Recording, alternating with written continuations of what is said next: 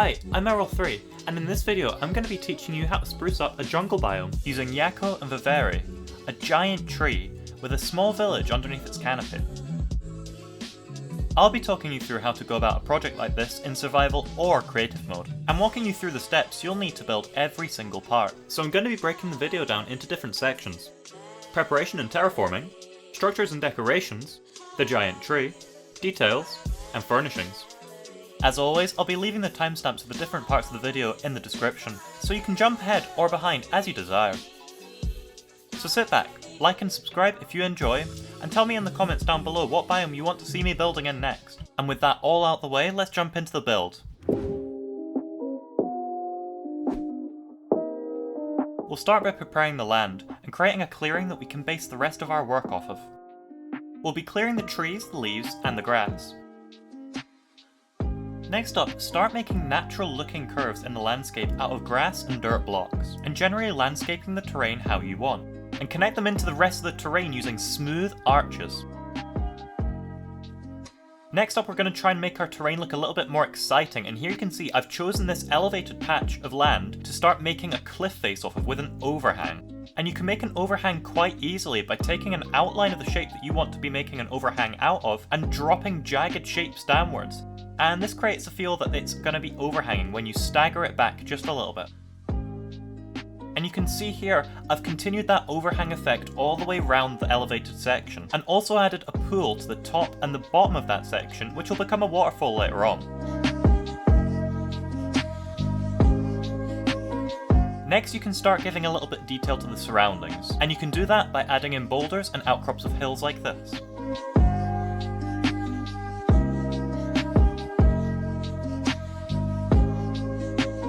Next up, let's talk about planning. In my last video, I explained how you could use concrete or another material to plan out the streets or the houses of your build, which gives you a good base to work off of later, especially if your build is massive. Here I'm organising the planning a little bit differently. The streets are made out of various path materials, little skyways are made out of blue concrete, red concrete is a house, and green a farm.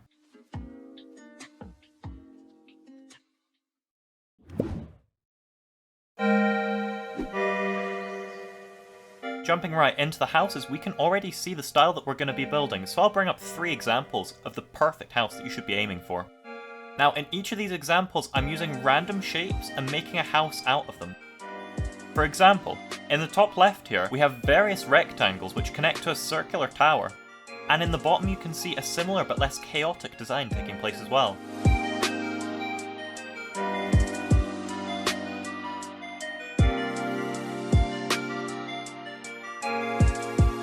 Let's also talk about materials. Here we're making the base of the houses out of jungle planks, and everything above that is stripped jungle logs. And finishing that off with various types of wooden slabs to the roofs completes that jungle aesthetic. It's also totally valid to use jungle logs that aren't stripped, as I've done in the example here, but I'll leave that entirely up to you.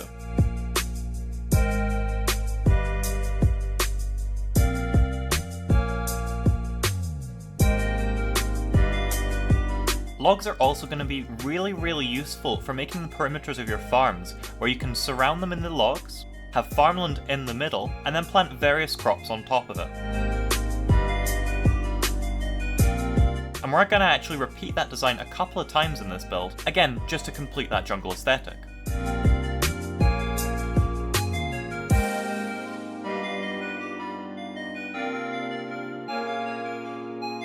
Now let's have a look at these rope bridges. Where I previously had the concrete, I actually want to be replacing that with a more dipped design, as though it's being affected by gravity. And to do that, I'm going to be using a ton of wooden stairs and slabs. A good trick to remember here is that it should be steeper at the 2 sides and flatter in the middle where it levels out a little. Next up, add fences of your choice to act like ropes that keep the bridge in the air, and optionally add logs underneath it to act like weights, and light them up from underneath. And finally, you can use wooden and stone slabs of your choice to act like handrails.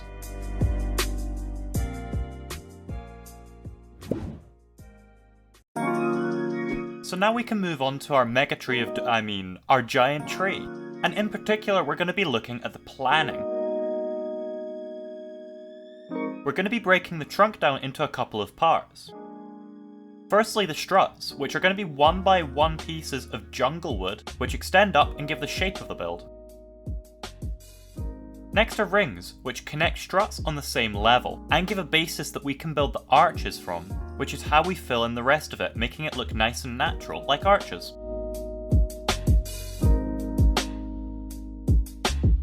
From here, keep extending that style up using the struts, the rings, and the arches, as high as you want the first and the main branch to go. And that can be as tall or as small as you want, but remember, the wider you end up making the footprint of this tree, the more leaves you're going to have to use to fill in the canopy. So do consider that when you're building. Next up, step back and have a look at what you've built so far, and make any corrections you want to make while it's still fresh. You can see here I've flattened out the top of this bit and added in my rings early, which helped me to visualize a little bit better where this trunk was going to go. And again, keep following that struts, rings, and arches approach to building these megatrees, as that's the easiest way to do it in both survival mode and in creative mode, as it helps you keep good track of what you're building if you have to do it over multiple sessions like I did. After all, there's no one who wants to sit down and spend more than 24 hours at a time building the same project.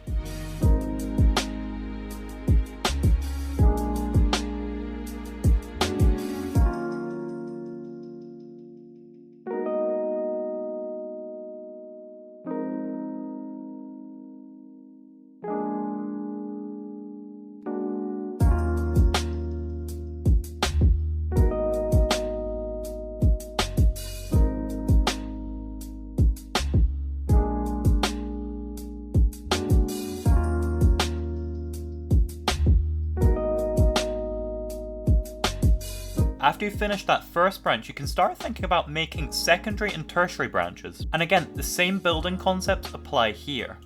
Use struts to plan the direction, rings to plan the shape, and then arches to fill it in. And you can make as many or as little branches as you feel fits the style.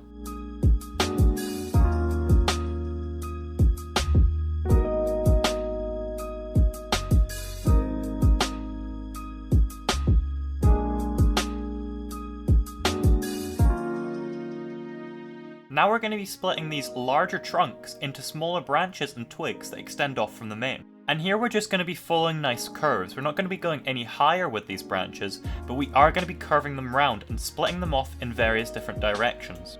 Somewhat ironically, it should look a little bit like a biohazard warning, with curves overlapping as you get further out.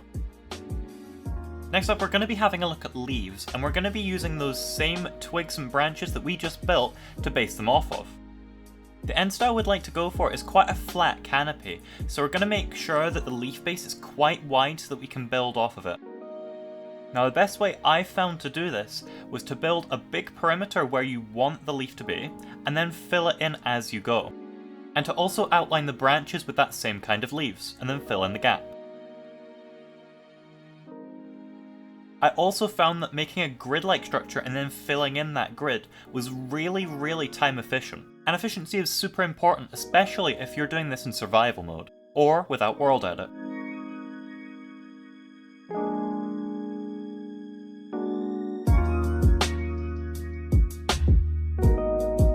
Once you're happy with the overall look of your tree, go underneath the canopy and start hanging vines from the branches. Now you can hang the vines straight down or in loops like I've done here. Either one works. So again, this is entirely left up to you, but I found that the extra decoration was really helpful, especially for selling that aesthetic of an ancient tree looming over the lands.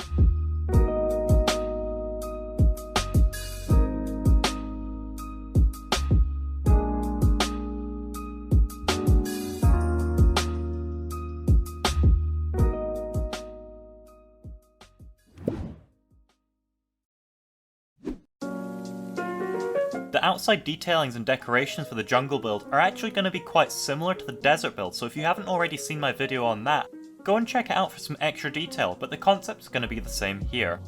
We've started out by buffing up the pavement with extra materials like gravel, cobblestone and podzol, as well as decorating the outsides of the path with elevated torches to give it a little bit of light.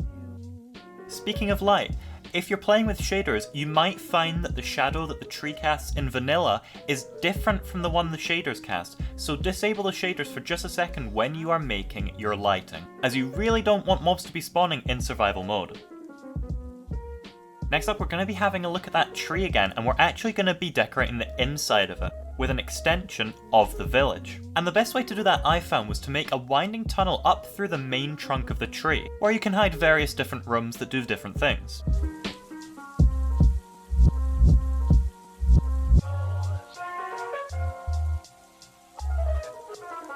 While we're still talking about the tree, we're also going to be talking about what you can do on and not just in the tree. Here I'm making some platforms around the top levels of the tree, and they're going to be using very wooden materials like slabs, fences and trap doors to give a very jungle and natural feel. We're also going to be making a few of those hanging bridges from earlier hung along the underside of the highest branches. So if you missed that section, you can skip back and follow along, as it's going to help us a lot here.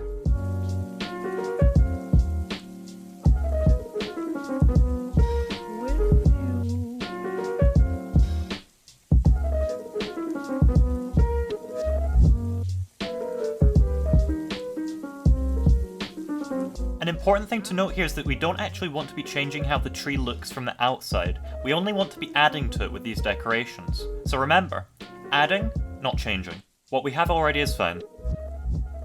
The inside is a different story, however. As you can see, we've added in and completed this tunnel, which is now winding its way up the primary branch of the tree and into the very top.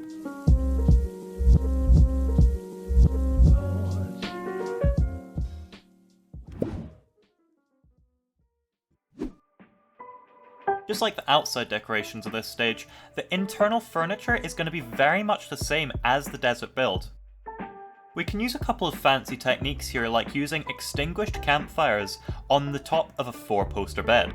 And as always, we're going to be using a lot of spruce trapdoors as vertical half slabs.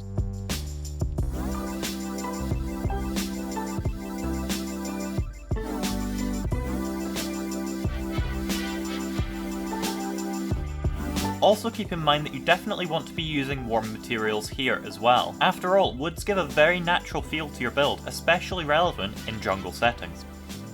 You might also feel like you want to break up the colours of things, in which case add some colourful banners outside of shops, or up high on important landmarks where the eye's going to catch them.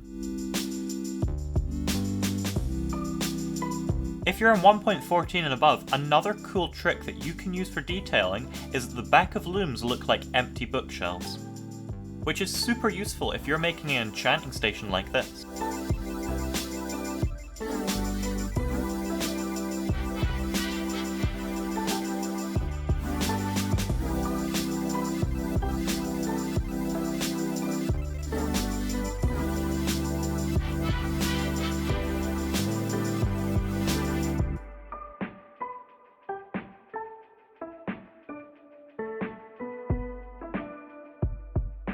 And with that, our build is finally done. So let's step back a little bit and take a look at what we've created.